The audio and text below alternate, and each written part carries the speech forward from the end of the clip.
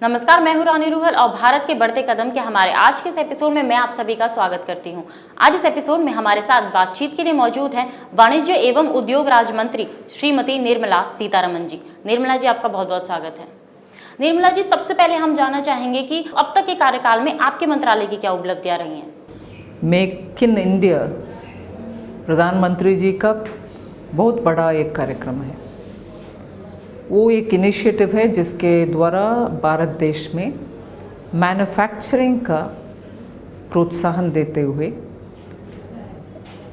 उद्योग भारत में लगाना है, मैन्युफैक्चरिंग भारत देश में होना है और उसके द्वारा रोज़गार सबको मिलेगी। ये मैं मानती हूँ एकदम इम्पॉर्टेंट कदम है मेरे मंत्रालय के द्वारा। दूसरा, अभी जो स्टार्टअप के लिए इधर आए हूँ, स्टार्टअप एक बड़ा इनिशिएटिव है इंडस्ट्रीज डिपार्टमेंट के द्वारा जो कॉमर्स एंड इंडस्ट्री मिनिस्ट्री में आता है, जिसमें प्रधानमंत्री जी जनवरी 2016 में लॉन्च किया है। बहुत उत्साह है युवाओं को उनके मन में। मैं मानती हूँ हमारे मिनिस्ट्री से ये दोनों बहुत ही इम्पोर्टेंट कदम है। जितने भी इश्यूज़ थे इससे पहले, इन्फ्लेशन हो, भारत सरकार का डेफिसिट जो था करंट अकाउंट डेफिसिट,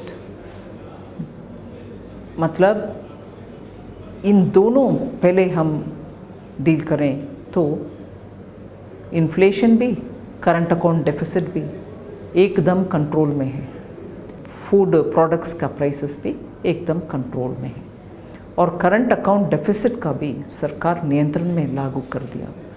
नियंत्रण में जब करंट अकाउंट डेफिसिट है, सरकार के ऊपर क्रेडिबिलिटी बढ़ता है।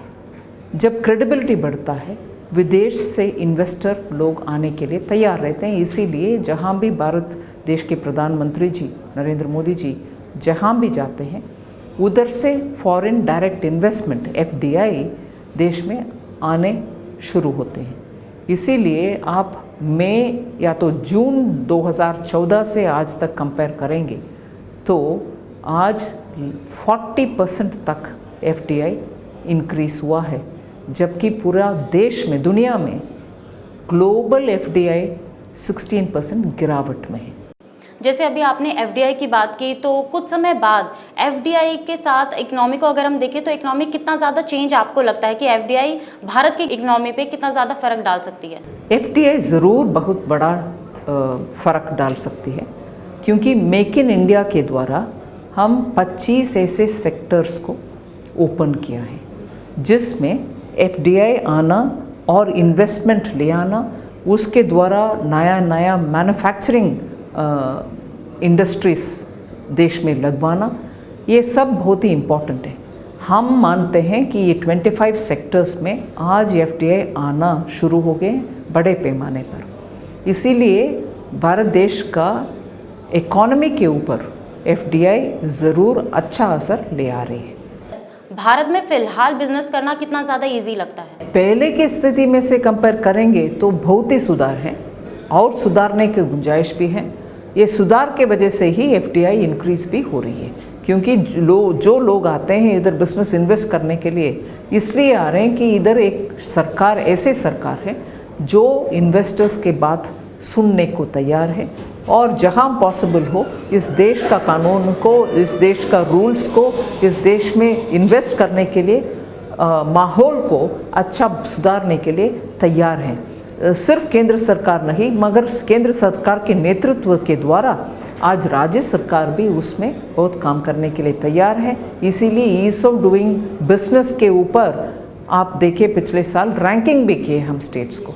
इसलिए मैं मानती हूँ केंद्र सरकार भी और उनके साथ आज राज्य सरकार भी इन्वेस्टमेंट करने के लिए माहौल सही कर रहे हैं। लोगों की बहुत ज़्यादा एक्सपेक्टेशंस हैं मोदी गवर्नमेंट से, तो कहीं ना कहीं इसको लेकर भी प्रेशर बिल्ड होता है क्या?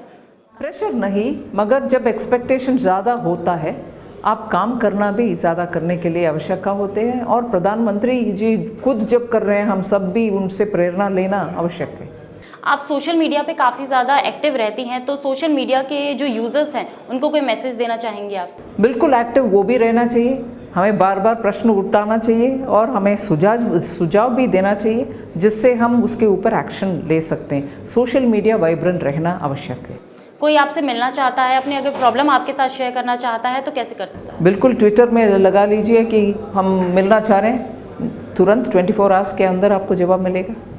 निर्मला जी, आपने अपना कीमती समय हमें दिया, उसके लिए आपका बहुत बहुत धन्यवाद। धन्यवाद जी।